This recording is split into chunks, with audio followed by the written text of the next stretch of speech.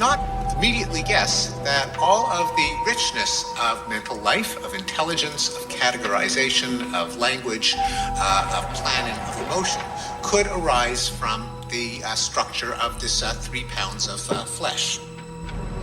Your robot's made out of meat, which is what I'm going to try to convince you of today. Robots made out of meat. Intelligence, language, motion, 3 pounds of flesh. Robots made meat. Are you and I really robots? What you are, what I am, is 100 trillion little cellular robots. Robots. That may sound scientific, but is it? I spoke with Dr. Michael Egnor, a human brain expert. An eliminative materialism is an ideological viewpoint, a philosophical viewpoint, but it's not a scientific viewpoint. It is the viewpoint that there is no such thing as the mind. It's not that the mind is explainable by matter, it's just that the mind doesn't exist at all. The one thing almost everyone accepts is that we actually exist. We're persons, not just a collection of body parts. We have a self, an inescapable I. I have a brain, but I am not a brain. I feel emotions, but I am not an emotion. I think thoughts, but I am not a thought. Who are you? Think about it. Who am I?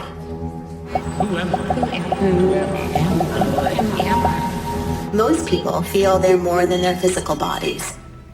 What materialists don't tell you is this feeling is actually supported by science. Recent research has revealed fresh evidence for an immaterial mind, where thoughts actually change your brain. Dr. Jeffrey Schwartz treats people who suffer from obsessive-compulsive disorder.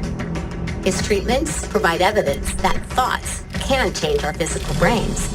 By training people, literally training them to reinterpret the feelings that you need to check or that something is dirty, reinterpret it as a false message from your brain.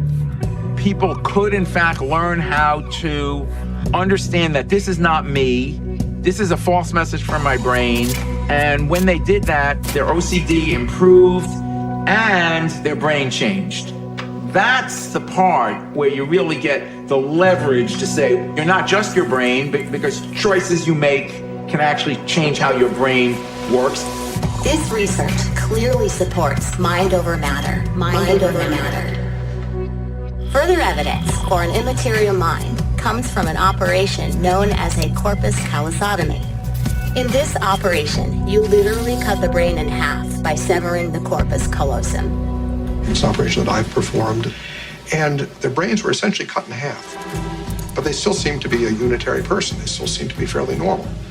And what that implies is that the human mind is not purely generated by the matter of the brain. Otherwise, cutting the brain in half would have profound effects on the human mind. It might make two people. Certainly, it would create a rather profound difference in a person's state of consciousness, and it doesn't. A third piece of evidence for an immaterial mind comes from brain stimulation experiments that seem to show our intellect and identity are not found in our brain tissue. Some of the most famous of these experiments were conducted by brain surgeon Wilder Penfield. He was a meticulous scientist. He repeatedly observed that there were aspects of the patient's mind that no matter what he did to the brain, he couldn't affect. He could elicit memories by stimulating a part of the brain. He could make a muscle move or make a patient have a sensation, but he couldn't change their consciousness. He couldn't change their intellect. He couldn't change their sense of self. That no matter what he did to the brain, remained the same.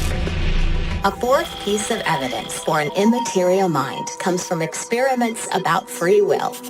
Materialists try to convince us that free will does not exist. I hope to convince you that free will is an illusion. Free will is an illusion. But Dr. Benjamin Leibotz's experiments show that humans do have free will. At least the free will to say no.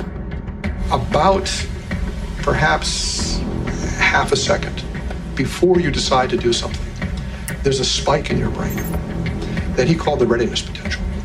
It's almost like an unconscious motive.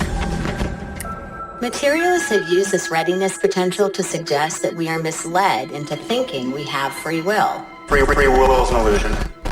That our material brain just sort of makes the decision, and we kind of think that we decided, but we didn't.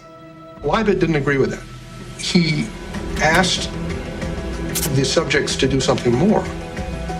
He said, when you decide to do something, then decide not to.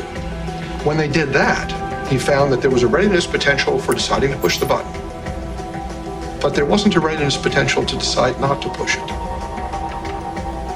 And he said he didn't prove the existence of free will, but he proved the existence of free won't. And that's what he called it, free won't. That in a sense we have motives that are beyond our control. We can't stop the motives, but we can stop ourselves from doing it. Materialist scientists mostly ignore this evidence because it doesn't support their worldview. You are cellular robots. Materialists are realists in a sense. They understand that materialism cannot explain the mind. Rather than abandoning materialism, they abandon the mind, which I think is a mistake. Neuroscience shows that you are more than your brain. This liberating evidence frees us to think rationally about who we really are: body, soul, and mind. We are not materialists. We see the human soul. We experience love. We live with purpose. We fight for justice. We are the quiet majority, and we will be quiet no longer.